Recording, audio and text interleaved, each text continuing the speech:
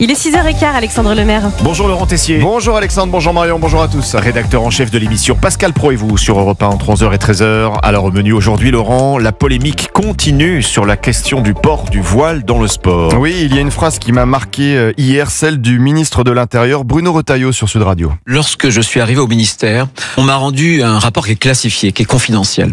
Ce rapport est alarmant.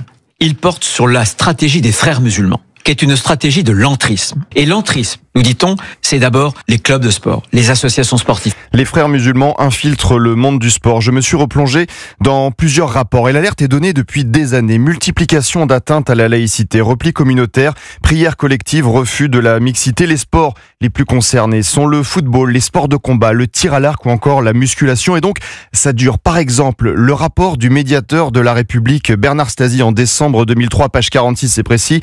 Les équipes communautaires se développent et ne participent plus aux compétitions organisées par les fédérations qui étaient pourtant l'occasion de rencontres.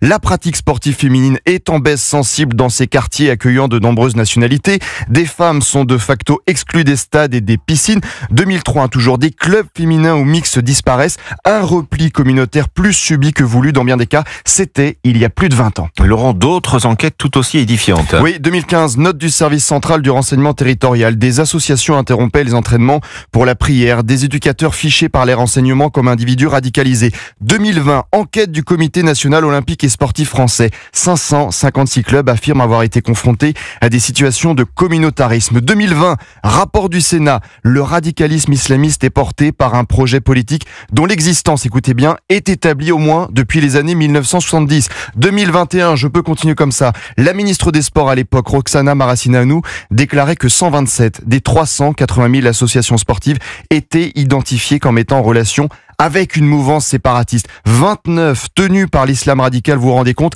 5 auraient été fermées. On parle de 11 000 sportifs qui pratiquent dans des clubs qui ont un lien avec une mouvance. Une vingtaine de clubs suivis par le renseignement territorial. Alors j'entends les propos de la ministre de l'Éducation nationale, Elisabeth Borne, à propos du port du voile sur France Info. Moi, ce que je note, c'est que c'est aussi la responsabilité des fédérations de définir leur règlement intérieur. Mais en ne mettant pas une règle claire, simple, pour toutes les fédérations, on n'y comprend plus rien et on les met en danger. Médéric Chapiteau, ancien gendarme et auteur du livre « Quand l'islamisme pénètre le sport », était l'invité de Dimitri Pavlenko mardi sur Europe 1. Si vous jouez au handball, vous avez une famille qui a une jeune fille qui fait du handball, une jeune fille qui fait du basket.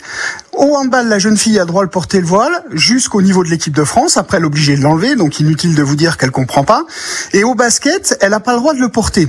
Donc, imaginez les parents qui doivent éduquer leurs enfants, ils n'ont pas les mêmes règles d'application des valeurs de la République. D'un côté, on dit c'est les valeurs de la République, c'est la liberté, et de l'autre côté, on dit c'est les valeurs de la République, c'est la neutralité. Voilà, pour les fédérations, la tâche est compliquée. Un exemple concret, la Fédération française de basketball a adopté en juillet 2023 le dispositif de la Fédération française de foot, à savoir que le port de tout équipement à connotation religieuse ou politique est strictement interdit lors de l'ensemble des compétitions départementales, régionales et nationales. Eh bien, figurez-vous que la décision a été et est très contestée par une pétition de 70 clubs franciliens et par des campagnes sur les réseaux sociaux.